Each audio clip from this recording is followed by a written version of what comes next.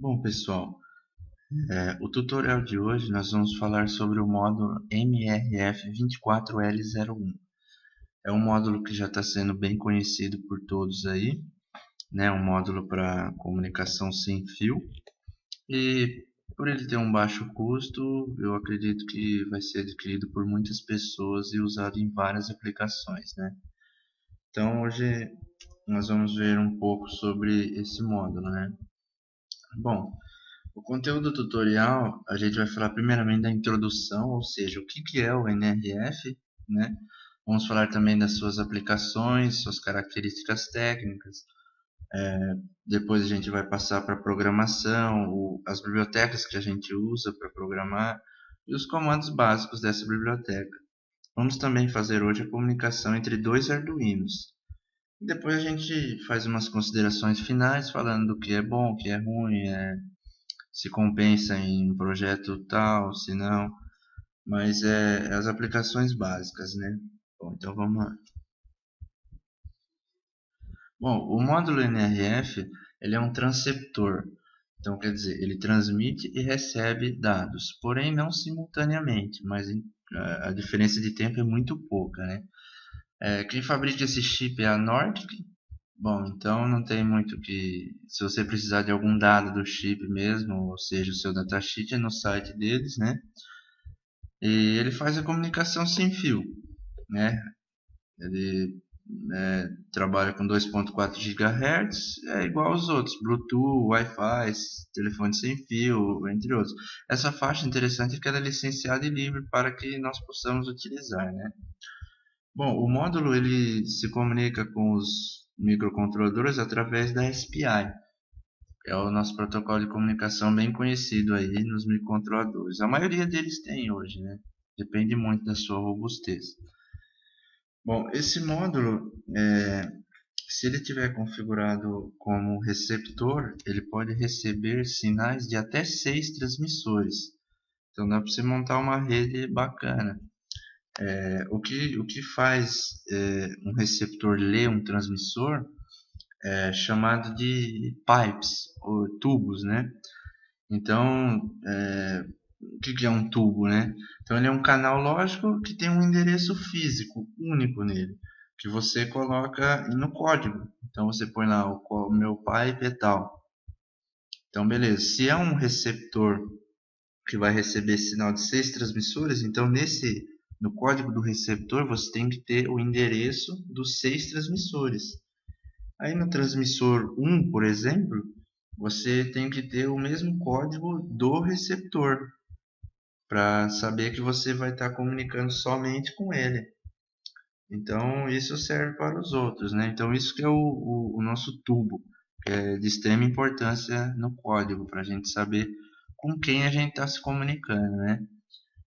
E a gente vai ver isso no código, vai ver como tá explicado lá. Bom, as aplicações para esse módulo, né, são várias, né? São várias, a gente sabe, mas o principal, vamos dizer, industriais, né? Por exemplo, se você tem duas máquinas no mesmo setor ou, né, na mesma planta da fábrica e você quer comunicar essas máquinas, né? Então, às vezes você pode enviar dados de produção. Por exemplo, a máquina A está produzindo 50 peças horas, máquina B 49. Então, você quer ficar num lugar só para concentrar esses dados e ver, né, a produção de cada máquina. Também pode ser para emergências, né, algum acidente, alguma coisa, e chamados para manutenção. Então, você está na sua sala de manutenção, então ali você pode monitorar as máquinas se dá problema ou não.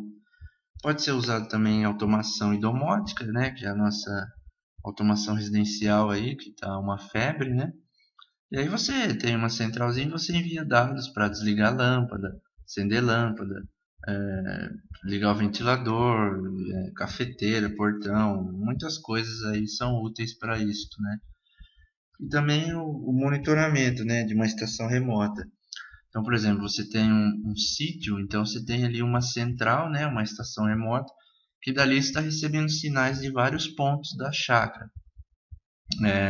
Você pode estar recebendo o nível de água da cisterna, pode estar recebendo a temperatura da horta, entre outros, né? São muitas medições que se tem hoje em dia. Então você pode ter uma estação, né? E dali você recebe sinais dos sensores e essa estação você pode estar com ela na web, né? Pode estar acessando o web, pode estar te enviando um e-mail, alguma coisa, né? Então mais uma das aplicações. Bom, as características técnicas dele é o principal que a gente tem que saber para poder iniciar. Não só com ele, mas com qualquer módulo, qualquer componente eletrônico hoje, né? A tensão de operação dele recomendada é 3.3, porém ele pode trabalhar de 1.9 a 3.6. Aí vai da aplicação que você está fazendo. Se você consegue disponibilizar o recomendado, eu acho que é interessante usar o recomendado. Se não, pode tentar trabalhar com as outras tensões especificadas, né? A frequência que ele opera é de 2.4 GB. O que me chamou a atenção é o consumo dele, né? Então, assim, enquanto ele está transmitindo dados, ele consome 11.3 miliamperes. Então, quer dizer, é um LED aceso, praticamente. E quando ele está recebendo, não muda muito, vai para 12.3. É como se fosse um LED também, então é muito baixo, né? E o mais interessante é quando ele está em repouso. Então, quando ele está, digamos assim, parado, sem transmitir, sem receber, ele está consumindo 900 nanoamperes, que é muito baixíssimo. Se normalmente você tem isso instalado num lugar remoto onde você está usando bateria, então é muito interessante, né? Esse consumo aí muito baixo e não vai gastar muito sua bateria. A temperatura que ele pode operar é de menos 40 a 85, então acho que para aqui para o Brasil não tem muito problema. O alcance dele, nesse módulo que a antena dele é impressa, né, no próprio circuito, é até 10 metros, em lugares fechados, né, em ambientes abertos até 100. Eu cheguei a fazer testes até 50 metros, ele falhou um pouco, mas funcionou legal. É questão de testes, eu fiz o teste meio rápido, não consegui montar um circuito legal que deixa fixo, né? Então pode ser mal contato, alguma coisa. Mas eu acredito que sim, chega aos 100 metros sem problema. E a dimensão dele é de 15 por 29 milímetros. Então, normalmente pelo chip que ele utiliza, né? O encapsulamento do chip é complicado você adaptar no seu projeto já. Então, para você testar, ele já vem com os pinos, então você só conecta e faz os testes em protoboard mesmo. E aí quando você for usar o seu projeto, você pode tirar ele desse módulo e aplicar no seu projeto. Bom, pessoal, então o código está aqui, né? Esse aqui é o código do transmissor, esse do receptor.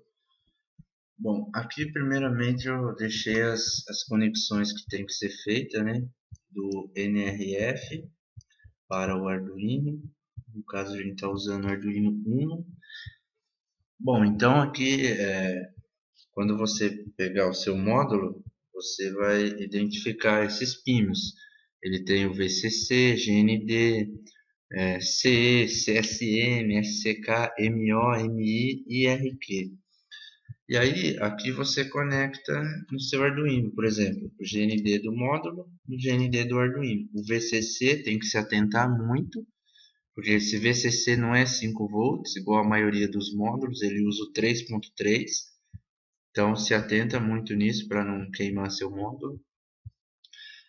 O CE você liga no pino 9 do Arduino, o CSN no pino 10 e assim vai. O CSK no pino 13, o MO no pino 11, o MI no pino 12 e o IRQ não usa, ele é uma interrupção do módulo. A gente pode ver isso em outras aplicações. Bom, feito as conexões, né, verifica certinho se não tem mau contato. Aí aqui a inclusão da biblioteca SPI e a inclusão da biblioteca do módulo NRF24L01. Eu vou deixar o link para você baixar essa biblioteca. Eu vou deixar na descrição do vídeo. É só clicar, baixar a biblioteca, salvar na pasta Libraries do Arduino, fechar e abrir o Arduino que ela já vai estar lá, né? Bom, aqui eu criei uma matriz do tipo int chamada analógico, onde eu faço a leitura de dois canais analógicos através do meu botão analógico, né? Aqui eu crio um objeto chamado rádio, que está conectado no pino 9 e 10 do Arduino. Por isso aqui em cima temos que ligar certinho o CE no 9 e o CSN no 10. Esse aqui é sobre o pipe, né? O tubo que eu falei na apresentação, né? Então a gente configurou esse endereço. Então a gente falou que é esse endereço que vai estar no transmissor. Isso também tem que estar no nosso receptor, né? Lembrando que isso é fundamental. Esses dois últimos números aqui estão em hexa. Então, normalmente a gente altera esse número, né? Então, se você quiser colocar outro número para poder testar, lembrando que está em hexa. O LL significa que é de long long. Então, é um tamanho muito grande dessa variável. Bom, aqui é o void setup, a gente inicia serial, inicia o rádio, né, que foi criado aqui, poderia ser outro nome, como módulo, como outros nomes. Aqui a gente abre o meio de comunicação, o tubo, né, o PIP. Então, quer dizer, a gente fala para o nosso microcontrolador que ele vai usar esse PIP aqui para se comunicar. Opa, ele vai usar esse PIP aqui para se comunicar. No void loop não tem segredo. A gente pega o analógico, né, 0, está na posição 0 e faça a leitura do pino A0. E aqui é a mesma coisa, só que da leitura do pino A1. E aí essa função desse comando radio_write, ele escreve a minha matriz analógico e envia isso para o nosso receptor. Então esse nosso código do transmissor ele fica constantemente enviando os dados de A0 e A1. Bom, já no receptor, a ligação com o Arduino é a mesma. As conexões VCC, GND, os pinos 9 e 10 são os mesmos. Isso não muda nada. O que vai mudar é na hora de a gente configurar a recepção do sinal. Eu criei também uma matriz analógica para não confundir. Aqui eu criei o objeto chamado rádio, também poderia ser outro, né? Aqui eu coloquei o tubo de comunicação, né? Que esse aqui, se vocês olharem bem, é o mesmo que está no nosso transmissor. Se tiver diferente, não vai funcionar. Isso não tem como. Aquela questão que eu falei a respeito do receptor poder ler até 6 transmissores está configurado aqui. Eu teria que criar mais 5 desses aqui. Aí eu teria uma leitura de 5 transmissores. Bom, no void setup é a mesma coisa. A gente cria o rádio begin, né? Então a gente inicia a comunicação. Aqui a gente abre o nosso meio de comunicação, semelhante ao do transmissor, falando que é esse PIP que a gente vai usar. E aqui a gente usa esse comando para, chama-se radio.startListening. Então ele começa a ouvir, ele inicia o comando para poder ouvir os transmissores. Aqui no void loop a gente tem esse if, né, que ele verifica se ouviu alguma coisa. Então, se ouviu, ele pega o que ele recebeu e armazena nesse analógico que a gente criou aqui em cima, né? Que foi os dois dados que eu enviei no transmissor, o A0 e o A1. Aí aqui na serial ele coloca o valor em X, que no caso eu estou trabalhando com um joystick analógico, né? E o valor em Y. E aí ele pega esses dois valores e me envia. Nós vamos ver isso na prática. E se ele não recebeu nenhum dado daqui, ele vai imprimir na serial nenhum dado recebido. Ele dá um delay de 15 milissegundos para poder atualizar novamente. Bom, então esse aqui é o projeto funcionando, né? Aqui a gente tem o nosso receptor, tem o módulo aqui, né? Pode ver ele. Ele está conectado no nosso receptor através desses cabos, de acordo com os pinos que a gente viu lá no próprio código. Esse aqui ele está sendo alimentado por essa fonte ajustável em 3.3, porque esse Arduino, o regulador de tensão 3.3 dele não está legal, está muito instável. Não sei o que aconteceu, então eu estou utilizando uma fonte externa apenas para 3.3 volts. Então eu interliguei os dois GNDs e estou usando o 3.3 dessa fonte aqui. Então esse é o nosso transmissor. Esse aqui é o nosso módulo, né? Na prática, aqui vocês podem ver os pinos, que o VCC, o CSM, como a gente viu no código, né? Esse é o tamanho dele, pequeno.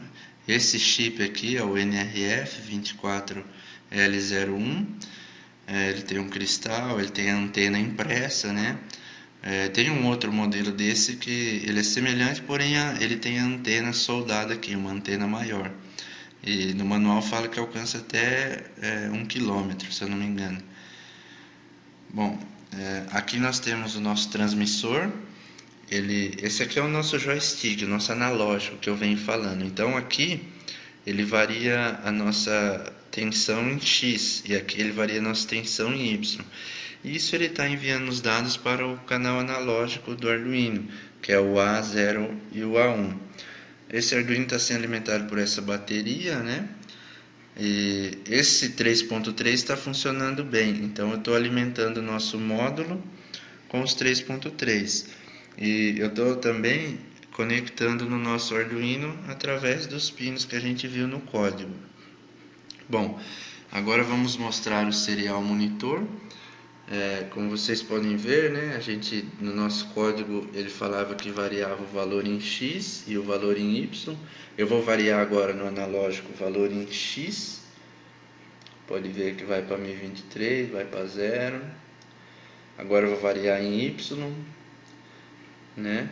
Então isso tudo está sendo enviado via radiofrequência, através dos dois módulos que a gente tem conectado aqui. Bom, é isso. Espero que vocês tenham gostado. Se tiver alguma dúvida ou algum erro, alguma sugestão, pode comentar aí ou falar diretamente comigo. Um abraço, até mais.